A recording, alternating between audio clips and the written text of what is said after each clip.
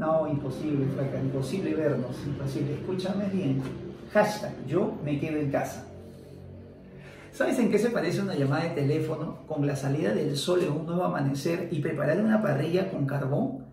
Vamos a darte unos 5 segundos para que adivines.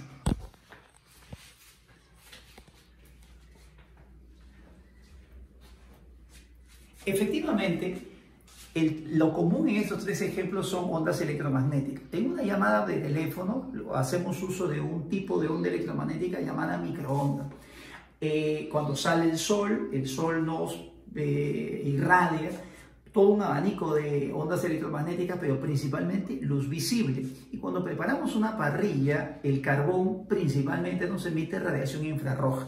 Mi nombre es Aníbal Márquez y hoy día vamos a hacer el interesante tema de ondas electromagnéticas, donde daremos respuesta a varias preguntas que a veces no están totalmente claras, no están totalmente resueltas en muchos vídeos que circulan. Por ejemplo, ¿todas las ondas se mueven realmente con la misma velocidad? ¿Por qué la carga tiene que estar acelerada? Hay muchas preguntas que están a veces pendientes y hoy día las vamos a aclarar. Así que para saber cómo se originan estas ondas electromagnéticas, vamos a empezar un poco por la historia. La historia comienza cuando en 1831 Michel Faraday se da cuenta que un campo magnético variable al actuar sobre un conductor genera una corriente. Faraday se dio cuenta que para que haya corriente tenía que haber una FEM, y entonces relacionó la FEM inducida con la variación del flujo magnético. Quizás el hecho de que Faraday sea un autodidacta hizo quizás que no pueda profundizar un poco más en el fenómeno. Había algo que Faraday no pudo darse cuenta y que estaba ahí escondido, y tuvieron que pasar más o menos unos 20 años más para que Maxwell pudiese descubrir la importancia de esta ley de Faraday. James Clerk Maxwell, escocés, uno de los físicos teóricos más importantes que ha tenido la historia, se dio cuenta de que cuando el campo magnético variable actuó en un conductor, esa corriente se producía no solamente porque así simplemente había un movimiento de cargas, sino porque había un campo eléctrico que generaba esa corriente. Maxwell se dio cuenta de que cuando un campo magnético es variable, produce un campo eléctrico en el espacio, independiente que el conductor esté o no esté. Maxwell, esta ley de Faraday, la incorpora en las 4 leyes más importantes del electromagnetismo que llevan el nombre de las leyes de Maxwell, y justamente se convierte en uno de los pilares para poder entender los fenómenos eléctricos y magnéticos. Un poco por el principio de la equivalencia, Maxwell pensó de que si un campo magnético variable generaba un campo eléctrico, entonces el inverso también sería posible. Buscó en los trabajos de Ampère. Aquí debemos recordar que, si bien es cierto, Oersted observa por primera vez que las corrientes crean campo magnético, Oersted no hizo los cálculos matemáticos del campo magnético que creaba la corriente. Los que se encargaron de hacerlo fueron Jean Biot, Félix Savart, por eso es que los que llevan física 3 ven una ley que se llama la ley de Biot-Savart, y Andrés Mario Ampère.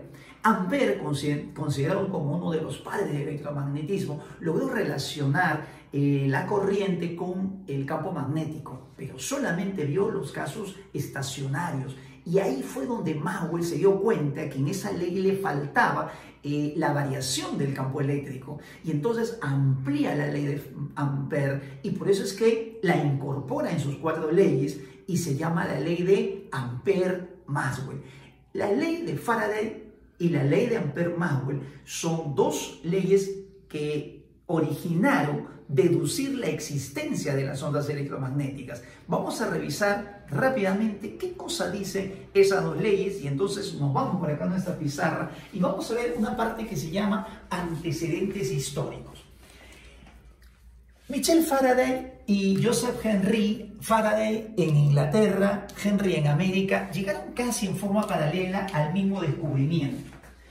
Ambos se dieron cuenta que cuando un campo magnético era variable, generaba un campo eléctrico. Entonces vamos a notar por aquí este aspecto que es sumamente importante. Los campos magnéticos, cuando varían, por ejemplo, como en este caso, si tenemos un campo magnético que, por ejemplo, que en este caso aumenta, Entonces, ese campo magnético, al aumentar, utilizando la ley de Lenz, debe producir un campo eléctrico orientado de esta manera. Produce un campo eléctrico debido a esa variación. Esto se conoce como la ley de Faraday-Henry. Y esto es lo que nosotros debemos recordar. Ampère, que ya había estudiado el comportamiento de las corrientes y el campo magnético producido, esta ley de Ampère fue ampliada por Maxwell y fue de alguna forma generalizada para el caso de cargas, campos que varían en el tiempo, y llegó a esta conclusión. Si un campo eléctrico es variable, genera también un campo magnético.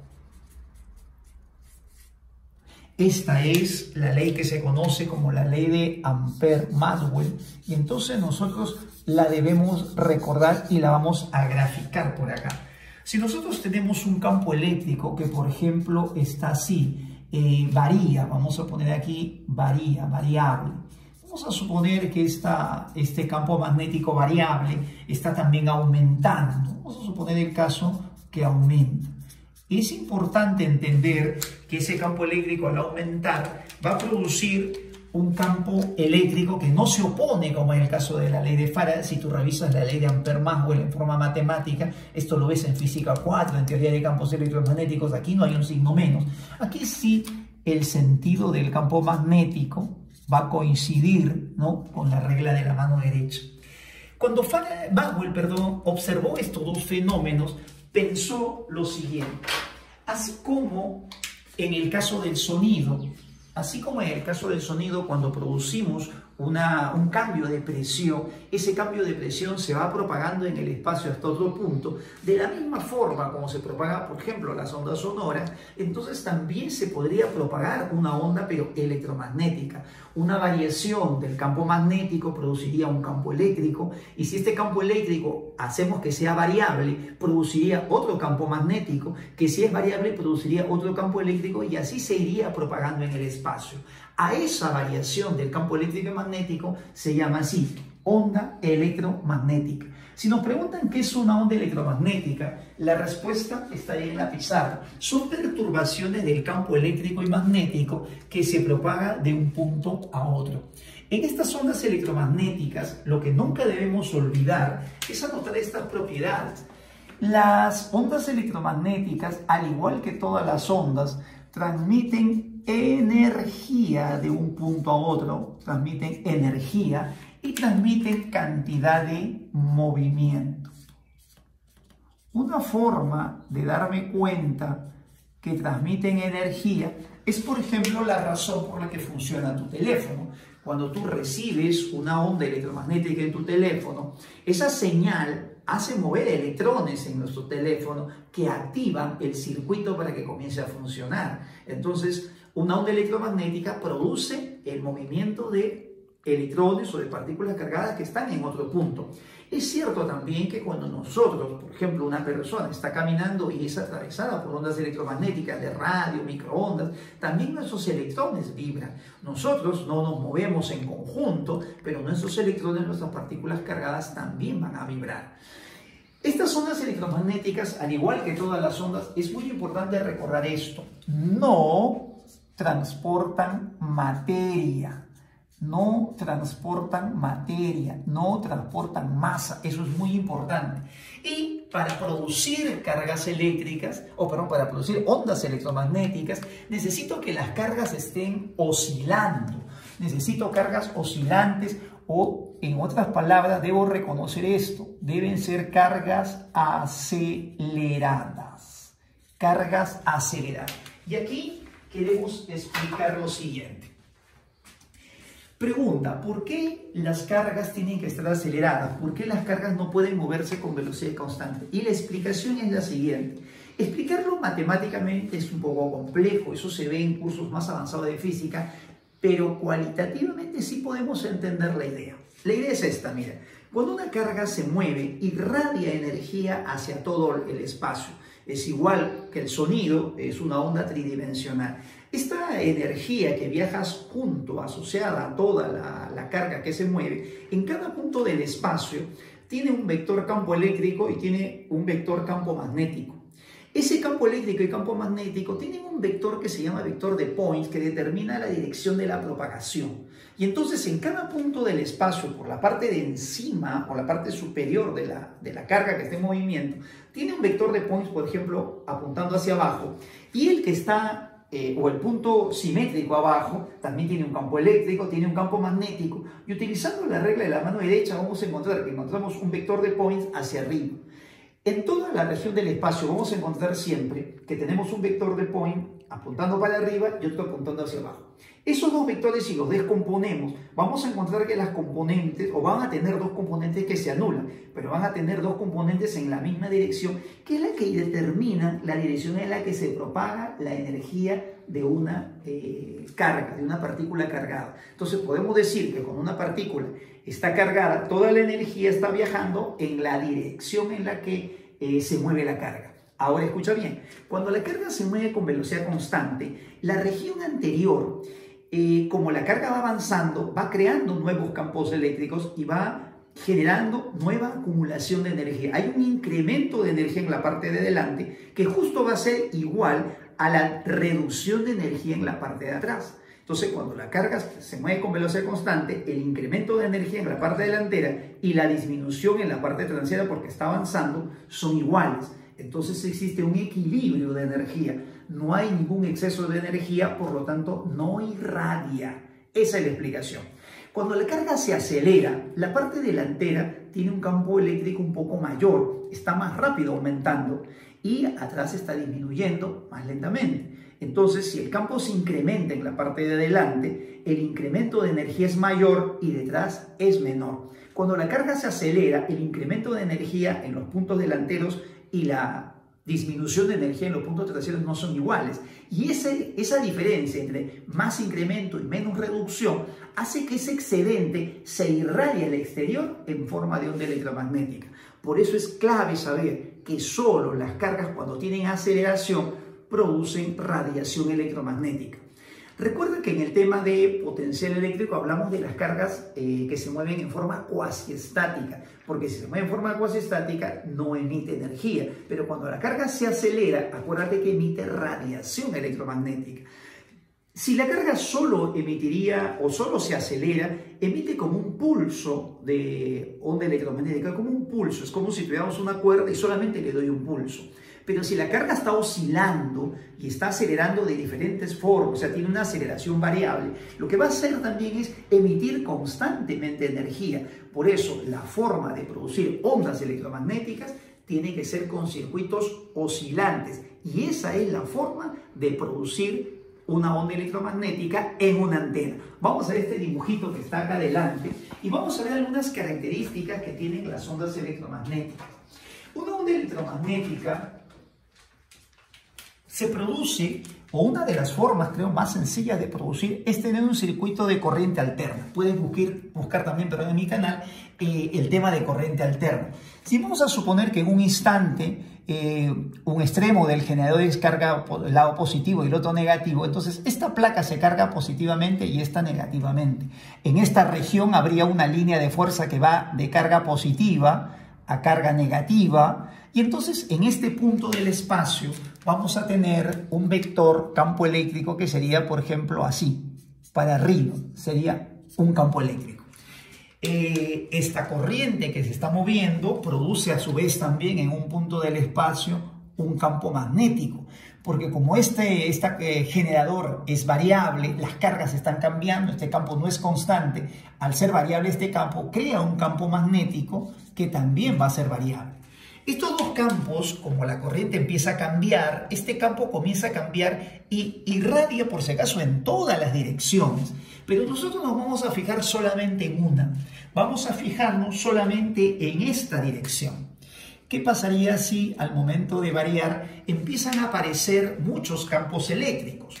Esos campos eléctricos son de esta manera, un campo eléctrico que va aumentando, mira la flechita, después llega a ser cero, se invierten, nuevamente se invierten para arriba, luego para abajo, están como ves variando. Cuando a veces nosotros vemos en los dibujos esta línea no es una superficie como la superficie del agua, no existe ninguna sustancia que vibre o no hay una superficie que esté aumentando o disminuyendo. Lo que hay es una envolvente, una línea imaginaria que va a envolver al campo eléctrico que está aumentando y disminuyendo.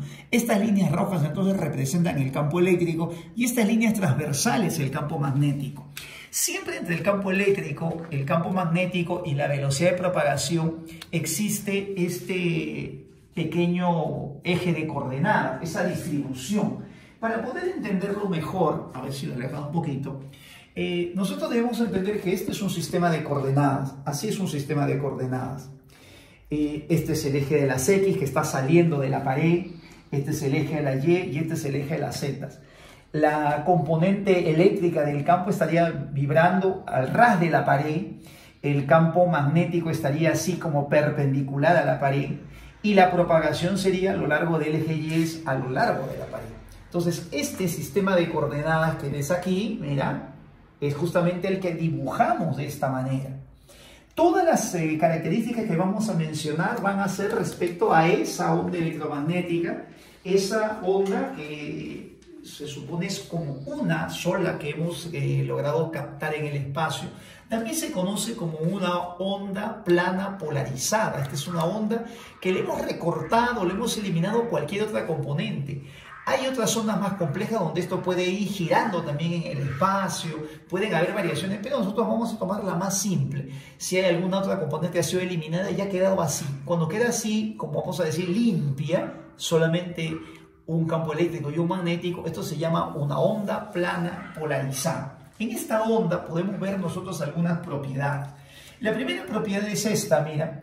La onda tiene dos componentes. Escucha bien esto. Nunca se debe decir dos campos, nunca se debe decir dos ondas. Nunca puedo decir posee dos ondas. No hay onda eléctrica y hay onda magnética. Siempre debe decir posee dos componentes. También está bien decir dos campos. O sea, hay dos campos en la onda, dos componentes, pero jamás vayas a decir la onda electromagnética tiene dos ondas, porque está formada por una onda eléctrica y magnética. Eso está mal.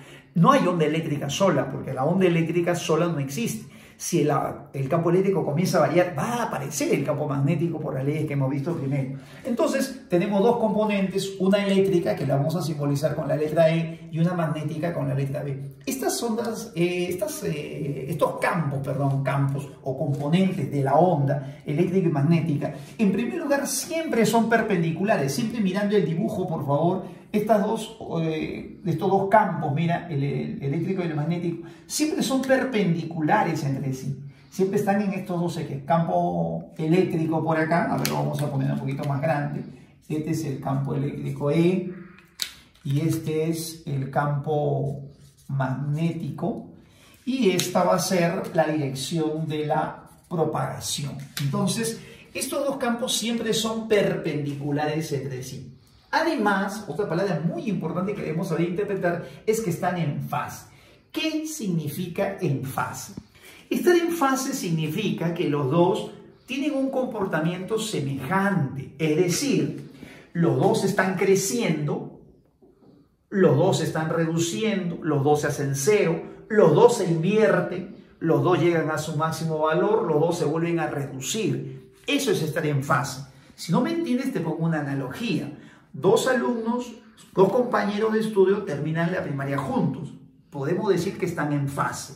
Los dos entran a la secundaria y terminan la secundaria juntos. Siguen en fase, pero postulan a la Universidad Nacional de Ingeniería y uno ingresa y el otro no. Entonces ahí se desfasan. Decir desfasar quiere decir que uno se adelanta o se atrasa. Entonces en las ondas pasa algo semejante en las ondas electromagnéticas. Si la componente eléctrica crece y la magnética también, están en fase. Las dos se van disminuyendo, están en fase. Las dos se invierten, están en fase. Eso significa estar en fase. Eso es clave. Son dos componentes perpendiculares entre sí y en fase. Algo que siempre preguntan en exámenes es la relación de sus módulos. El valor, mira que no tiene flecha, del campo eléctrico es igual a la rapidez de propagación por el valor del campo magnético. Esto es muy importante de recordar porque eso viene mucho en los exámenes. Aquí sí, la demostración de todas las características que están en la pizarra son solución de las ecuaciones de Maxwell, y eso sí no lo vamos a poder hacer porque la herramienta matemática es muy compleja. Eso lo vas a ver posiblemente en física 4 o de repente en teoría de campos electromagnéticos. Así que nosotros solo vamos a indicar las características. Primera propiedad que debes recordar. Otra cosita que se cumple siempre que vienen los exámenes es que la dirección de la velocidad coincide con el producto vectorial del campo eléctrico por el magnético. Pero ojo, esto es una relación solo de dirección. O sea, la dirección y sentido de la velocidad es paralela, significa esto, con la dirección y sentido del producto vectorial. Para recordar la idea del producto vectorial, esto se hacía así, con la mano derecha se giran los dedos y el giro de los dedos tiene que ir desde el campo eléctrico hacia el campo magnético. Si tú giras los dedos del campo eléctrico al magnético, entonces el dedo pulgar te va a indicar la dirección de la velocidad. Recuerda eso, de campo eléctrico giras al campo magnético, velocidad. Vamos a reto a la figura de arriba, mira, campo eléctrico, giras a magnético, me indica la dirección de velocidad. Y si no lo veo bien acá, porque a veces los alumnos tienen ese problema, entonces vamos a ponerlo de esta manera, mira. Si aquí está el campo eléctrico, aquí está el campo magnético, yo voy a poner mis dedos así, mira. Voy a poner mis dedos en la dirección del campo eléctrico, que está acá, y voy a girar mis dedos hacia el campo magnético. ¿Ves? Cuando yo giro mis dedos, vas a ver que mi dedo gordo, el dedo pulgar, coincide con la dirección del eje de las Y, que es la velocidad. Primera propiedad sumamente importante. Vamos con la segunda. La segunda propiedad habla de la rapidez de propagación en un medio, y como solución de sus ecuaciones, Maxwell demuestra que la rapidez de propagación es el producto de dos características que él también descubrió o estableció. El epsilon se llama la permitividad eléctrica y el mu, esta es la letra griega mu, se llama permeabilidad magnética. A ver, vamos por acá a explicar. ¿Qué significa permitividad eléctrica? La permitividad eléctrica es, como permitividad viene de permitir, algunos libros también le llaman permisividad, de permiso, viene a indicar en qué medida una sustancia, un aislante, un dieléctrico, permite o no el paso del campo eléctrico. Esa es la idea. La permitividad me indica en qué medida un aislante permite el paso, por eso se llama permitividad, permite el paso o no del campo eléctrico a través de su masa. La sustancia que mejor deja pasar el campo eléctrico, que no lo afecta, no lo distorsiona, es el vacío. El aire es prácticamente el mismo valor, así que aire y vacío tienen la misma permitividad, pero algunas sustancias tienen permitividades un poco mayores. Por ejemplo, el plástico es casi el doble de permitividad, o sea, es más difícil atravesar el plástico con un campo eléctrico. Eso es lo que quiere decir. Es como que el plástico no me da permiso para que el campo eléctrico pase. Otras sustancias, como por ejemplo el papel, tiene una permitividad casi 3,7 veces la del vacío. Y otras, como por ejemplo el vidrio, tiene prácticamente 5 veces. Otra sustancia, de repente, como la mica, tiene 7 veces. La porcelana, no sé si has escuchado en las tazas, la porcelana nada más tiene una permitividad que es 6 veces la del vacío. Entonces, las sustancias, los dieléctricos en general, tienen permitividades, o sea, impiden el paso del campo eléctrico con una dificultad mayor que la del vacío. La permitividad más baja, recuerda, es la del vacío.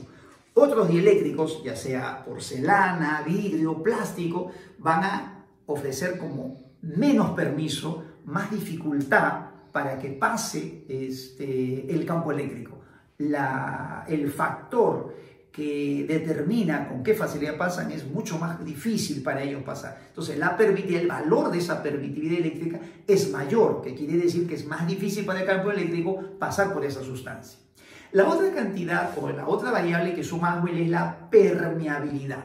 La palabra permeabilidad probablemente tampoco no se entienda muy bien, pero sí es más común para nosotros haber escuchado, por ejemplo, la palabra impermeable. Si vivimos de repente en zonas donde llueve mucho o te vas de repente de viaje a una zona donde llueve, te llevas una casaca impermeable para que no pase el agua. Impermeable es que no pasa. permeables que sí. Resulta que la permeabilidad magnética es también una medida cómo deja una sustancia pasar el campo magnético. Aquí te contamos que el aire o el vacío es la permeabilidad como estándar, como de referencia. La mayoría de sustancias que nos rodean, como por ejemplo la madera, el vidrio, son sustancias que se llaman paramagnéticas. Paramagnética quiere decir que prácticamente no afectan el campo magnético, casi es la misma que el vacío. Y esa es una forma de darse cuenta, o un experimento para darse cuenta es el siguiente. Si tú, por ejemplo, estás con tu teléfono y estás en un ascensor donde hay de repente mucho concreto, donde hay una estructura de metal alrededor, lo más probable es que la señal de tu teléfono se distorsione, no entre la señal, porque los dieléctricos se oponen al paso del campo eléctrico. Pero si tú agarras una brújula, así estés rodeado de lo que sea, el campo magnético no se puede impedir su paso. Todas las sustancias son permeables al campo magnético. Casi no tiene diferencia una sustancia paramagnética respecto al vacío. El concreto, la madera, no impiden, no detienen el campo magnético. Entonces es una característica muy importante saber que casi todas las sustancias tienen la misma permeabilidad que la del vacío. Algunas sustancias se oponen ligeramente al campo magnético y se llaman diamagnéticas. Y hay otras que son muy especiales, que cuando el campo magnético pasa por ellas, al contrario, su permeabilidad crece muchas veces, multiplican el campo magnético, y ejemplo de ellos son los ferromagnéticos, donde está el fierro, el cobre y el níquel. Entonces recuerda eso, la permitividad eléctrica me indica en qué medida una sustancia permite el paso del campo eléctrico. La permitividad eléctrica más baja es la del vacío. Todos los demás dieléctricos tienen más permitividad, es más difícil al campo eléctrico pasar. Y la permeabilidad magnética es en qué medida una sustancia permite o es permeable al paso del campo magnético. Te cuento que casi todas las sustancias son permeables y son la misma permeabilidad que la del aire o el vacío. Dos permeabilidades nos interesan a nosotros, que son las del vacío o el aire, que son prácticamente el mismo valor. La permitividad eléctrica en el vacío o en el aire tiene este valor: 8,85 por 10 a la menos 12. Esto es coulomb cuadrado, metro cuadrado por newton. La permeabilidad es 4pi por 10 a la menos 7 Tesla metro por ampere. Cuando estos valores los reemplazas aquí, enfoca bien esta parte, la permitividad del vacío y la permeabilidad magnética del vacío, ¿sabes cuánto sale? El valor que aquí sale es 3 por 10 elevado a la 8 metros por segundo. ¿Sí? Este valor es la velocidad de la luz. Y ese es otro tema, muy importante que tú debes saber. Un golazo para los partidarios de que la luz era una onda electromagnética fue el descubrimiento de Maxwell. Porque con este cálculo que hizo Maxwell estaría diciéndonos que la luz también era una onda electromagnética, era una onda. Así que es muy importante recordar que la velocidad de las ondas electromagnéticas en el vacío, solo en el vacío todas, tienen este valor. Algunos años después, Einstein demuestra que esta es una constante universal y por eso se pone la letra C de constante. La velocidad de la luz en el vacío se representa con C porque es una constante 3 por 10 a la 8. Es bueno en este momento recordar un factor importante que se llama el índice de refracción que veremos en la ley de refracción de la luz, la ley de Snell, donde el índice de refracción relaciona la rapidez de la luz en el vacío entre la rapidez de la luz en un medio cualquiera, ¿no? Por ejemplo, si yo quisiera calcular el índice de refracción del agua, tendría que dividir estos dos valores. La rapidez de la luz en el vacío la puedo poner así: 300.000 kilómetros por segundo, y en el denominador tiene que ir la rapidez de la luz en el medio donde quiero calcular el índice, que sería en el agua. Bueno, aquí vamos a hacer un valor que está en los libros, que es 225.000 kilómetros por segundo, y simplificando esta expresión, el índice de refracción del agua, no lo debes olvidar, es 4/3. Siguiente característica. La ecuación de una onda electromagnética no tiene una sola componente, sino tiene dos. Se parece bastante a la de la onda mecánica, pero ahora es así. Como son dos componentes la que tiene dos campos, entonces tiene dos ecuaciones. La ecuación eléctrica se expresa de esta manera, se toma el máximo valor, este es el máximo valor del campo eléctrico, y esto se multiplica así, K, y aquí hay una variable. ¿Qué variable va aquí? Vamos a regresar un ratito a esta figura, a la figura inicial. ¿En qué eje se mueve esta onda? A ver, habíamos llamado X, Y, Z, y habíamos visto que la onda se propaga en el eje de las Y, ¿está bien? Entonces regresamos por acá. Cuando tú formas tu ecuación tiene que ser así, acá tiene que ser K por Y. Aquí tienes que poner la variable donde se propaga. Si se propaga en X, pones X.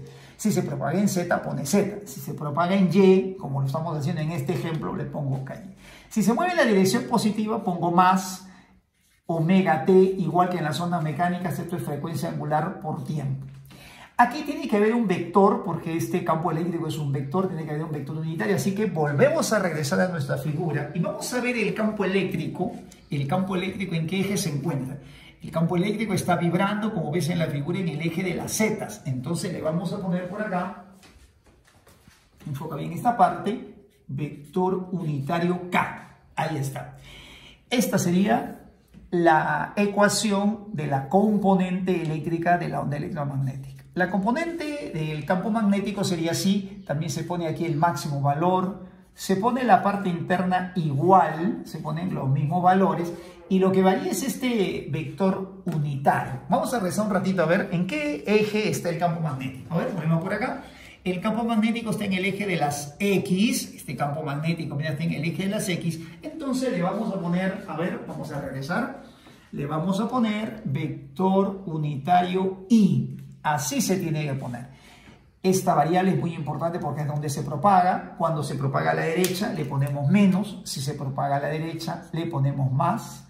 Y se pone el vector unitario. Solo para recordártelo, porque eso ya lo tienes que ver en las ondas mecánicas, vamos a recordar por aquí que K se llama número de onda y es 2pi sobre la longitud de onda. Vamos aquí a notar que la frecuencia angular es 2pi por la frecuencia normal y la rapidez de propagación, que se calcula como lambda por f, también se puede calcular de esta manera, como omega sobre k. Si tú divides omega entre k, también te sale la rapidez de propagación. Entonces es muy importante que tú te acuerdes de estas dos ecuaciones. Vamos a aprovechar de también marcar el anterior, nos olvidamos, a ver, por acá tiene, mira, por acá. Esta ecuación es muy importante cuando tú estés repasando el video. Esta ecuación es muy importante y esta ecuación que está por aquí también es, ¿no?, muy importante. ¿Está bien? Es muy importante. Finalmente, ¿cómo es la energía transmitida en las ondas? La energía transmitida en las ondas es así. El 50% de la energía está en el campo eléctrico y el otro 50% está en el campo magnético. Recuerda eso, la energía está distribuida en los dos campos. No se puede, o sea, se puede hallar la energía, eso también se ve en cursos más avanzados, pero a nivel preuniversitario siempre preguntan la densidad promedio o media de una onda electromagnética. Se calcula el valor medio porque como la onda está variando en forma sinusoidal, obviamente la energía también que va transmitiendo en cada punto es variable. Entonces lo que se toma es el valor medio y se representa así. Otra vez se pone mu, la letra griega mu, hay que tener cuidado que ahora ya no es la permeabilidad, sino se pone OM, que es densidad media de la onda electromagnética. Se le pone una rayita arriba para decir que es el valor medio.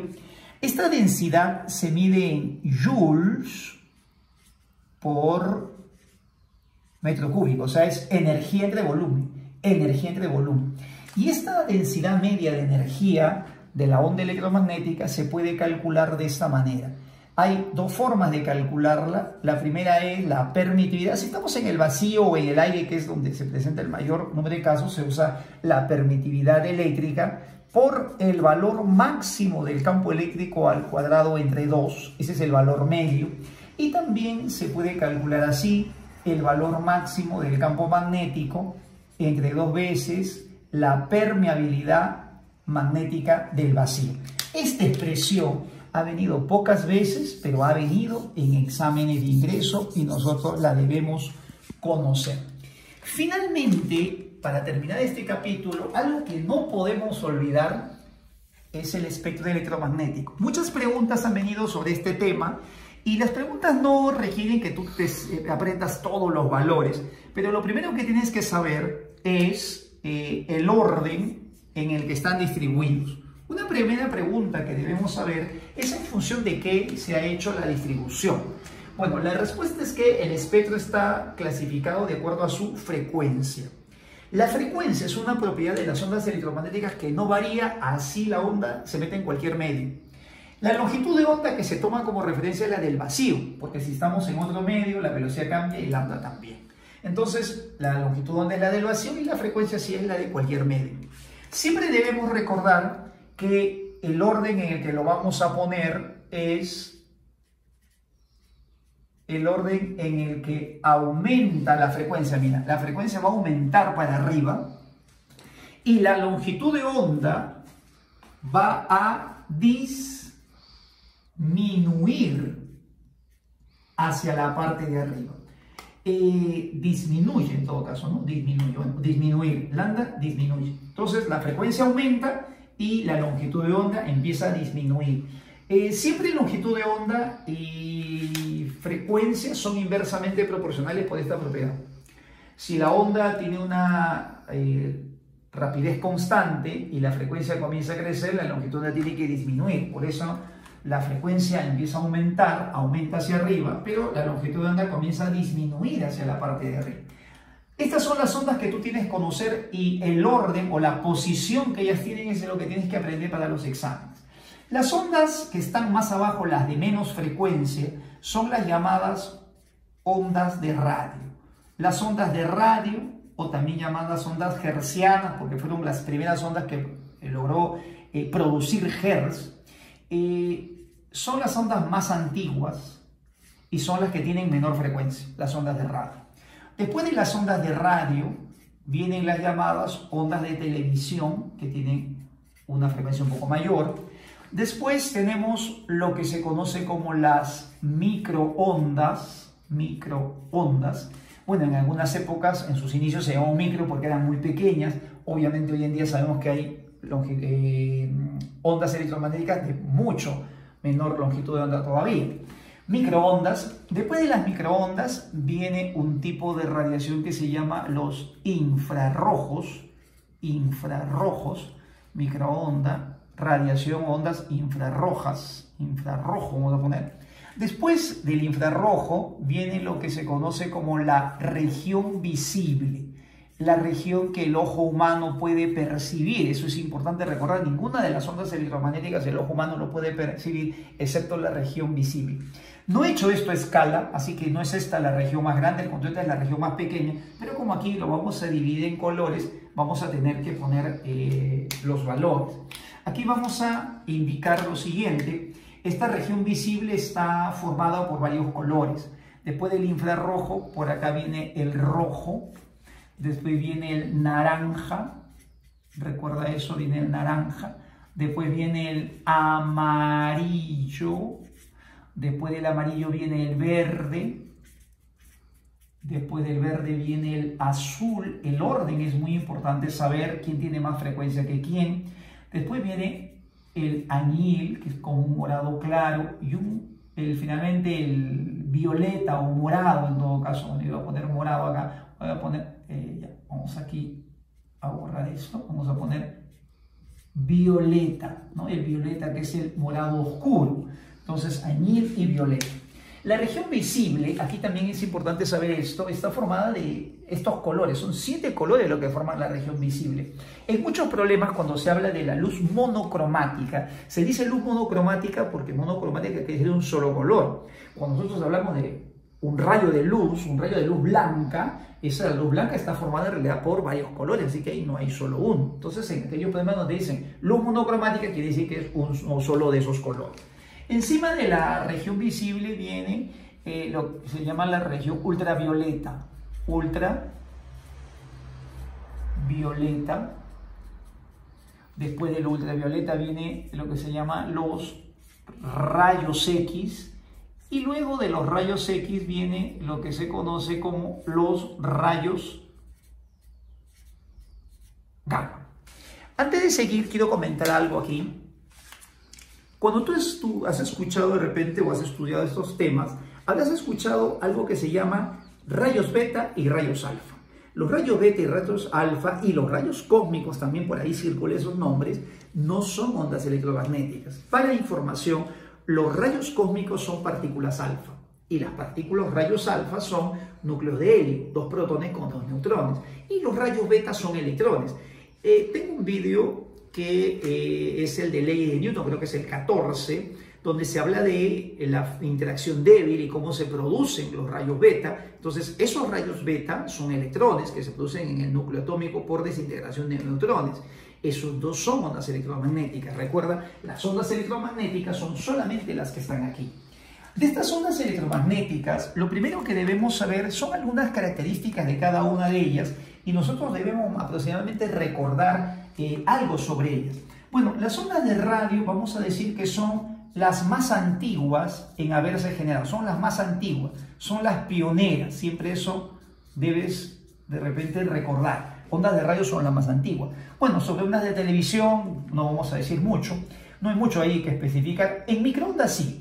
Las microondas son las que se usan principalmente en telecomunicaciones. Si tú hablas por teléfono, si tú haces un enlace vía satélite, si te comunicas con una estación espacial, la comunicación básicamente es por microondas. Los rayos infrarrojos o la radiación infrarroja está asociada al calor. La radiación infrarroja o la radiación, estas ondas electromagnéticas, producen la vibración de los átomos y esta vibración de los átomos produce incremento de temperatura, así que transmite calor a la sustancia. Bueno, la región visible, ahí están los colores. La ultravioleta se puede asociar siempre, acuérdate de esto, a daños en la piel, daños en piel y vista. Es muy importante saber esto, por eso es siempre en verano muy bueno usar, y eso se recomienda hoy en día mucho, protector solar, y en el caso de la vista usar lentes con protector UV. La radiación ultravioleta aquí en Lima, Perú al menos, ha aumentado en los últimos 20 años de un factor 9 a un factor casi 18, 19, ha aumentado mucho. Entonces la radiación ultravioleta ha aumentado tanto que el daño a la piel, el daño a la vista cada vez es mayor. En el caso de los rayos X, nosotros esto lo podemos asociar a lo que se conoce como las radiografías, ¿no? Radiografía, cuando tú de repente te tomas una radiografía para ver un hueso roto, justamente se aprovecha la propiedad de los rayos X. En el caso de los rayos X, vamos a comentar de que los rayos X tienen la característica de que son fácilmente absorbidos por el calcio de los huesos. Entonces, cuando yo me paro frente a un emisor de rayos X, los rayos X son absorbidos por mis huesos protegen a la pantalla que está atrás de los rayos X y los rayos X no llegan a la pantalla. Por eso es que mis huesos o la zona correspondiente a mis huesos en la pantalla sale blanca. Y las partes blandas, o sea, las partes musculares, los rayos X sí la cruzan, llegan hasta la placa y la queman. Por eso es que sale negra. En la radiografía las partes blandas salen negras y las partes óseas por eso salen blancas. Finalmente, los rayos gamma se asocian a explosiones nucleares. Los fenómenos de fisión, fusión nuclear están asociados a grandes emisiones de rayos gamma. El Sol, por ejemplo, es una gran fuente de rayos gamma porque el hidrógeno se convierte ahí en helio. Entonces, explosiones nucleares. Las explosiones nucleares, la fisión y fusión nuclear también son fenómenos importantes donde se presentan los rayos gamma. Ahora, lo más importante en los problemas es saber que hacia arriba la frecuencia de estas ondas está aumentando. Las preguntas que vienen en exámenes son siempre así. ¿Qué tiene más frecuencia? ¿El infrarrojo más que las ondas de televisión? ¿Ultravioleta más que región visible? Es importante saber si el azul tiene más frecuencia que el naranja o no. Y también la longitud de onda. La longitud de onda para arriba va disminuyendo. O sea, las más grandes son las de radio. Aquí algunos valores que debes conocer son estos. Las ondas de radio, sus longitudes de onda llegan hasta el rango de los kilómetros. Aquí tenemos kilómetros, tenemos metros, o sea, hasta kilómetros llega. Aquí el rango es muy amplio, pero son las únicas que llegan hasta los kilómetros. Otro rango que tú debes conocer es las microondas. Las microondas están más o menos entre los 1 centímetro y 100 centímetros. Ese es el rango de las longitudes de onda de las microondas que debemos recordar porque eso también viene en exámenes. En el caso de la región visible, el rojo más o menos está, bueno, acá debemos haber puesto 100 primero porque esto está disminuyendo 100 y 1, ¿no? Entonces acá debe ser 100, perdón, bueno, lo inviertes, 100 y 1. Acá debe ser más o menos desde los 700 nanómetros hasta aproximadamente los 400 nanómetros. Estos valores son valores que tú debes recordar. Las longitudes de onda van disminuyendo desde los 700 nanómetros hasta los 400. Y para que te acuerdes, las frecuencias tienen como valores invertidos. Mira, acá va 4 por 10 a la 14 Hz. Y aquí 7 por 10 a la 14 Hz. Así que tú crees que es difícil de aprender, te acuerdas de 4 y 7, ¿no? 4 y 7. 7 son los días de la semana y 4, bueno, usa tú algo para poderlo recordar con facilidad. 4 y 7, mira, pero están invertidos. Acá va aumentando la frecuencia, acá va disminuyendo la. Otro valor que debes saber son los rayos X, que están alrededor de 1 Armstrong. 1 Armstrong quiere decir 10 a la menos 10, para aquellos que de repente no lo saben, 10 a la menos 10 metros. Oficialmente en la UNI se reconoce de 10 a la menos 8 hasta 10 a la menos 12 los rayos X. Muy bien, las preguntas que vienen en los exámenes normalmente son para reconocer quién tiene más frecuencia que quién tiene más longitud de onda. Y de esa manera nosotros podemos con facilidad responder preguntas de exámenes. Bien amigos, esto ha sido todo por hoy. Ha sido todo el tema de ondas electromagnéticas. Espero que lo puedas repasar y en un próximo video veremos algunos problemas para ver las aplicaciones. Nos vemos. ¡Chao!